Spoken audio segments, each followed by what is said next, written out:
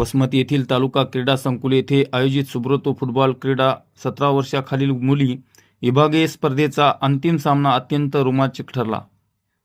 संभाजीनगर संघाने उत्कृष्ट सांघिक समन्वयक, अचूक पासिंग आणि आक्रमक खेळाच्या जोरावर जालना संघाचा 6-0 असा धुव्वा उडवत विजेतेपदावर आपले नाव कोरले। या स्पर्धेत संभाजीनगर, परभणी, बीड, हिंगोली, जालना आणि अंबाजोगाई या संघांनी सहभाग नोंदवला होता। तुळशीच्या लढाईनंतर संभाजीनगर व जालना संघ अंतिम फेरीत पोहोचले।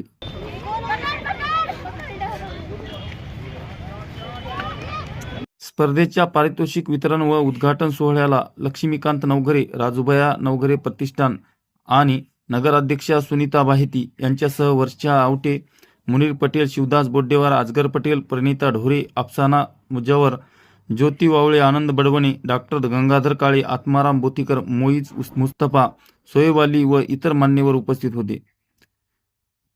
मान्यवरांच्या हस्ते विजेते व उपविजेते संघांना भव्य चषक, पदके आणि प्रमाणपत्रे देऊन सन्मानित करण्यात आले।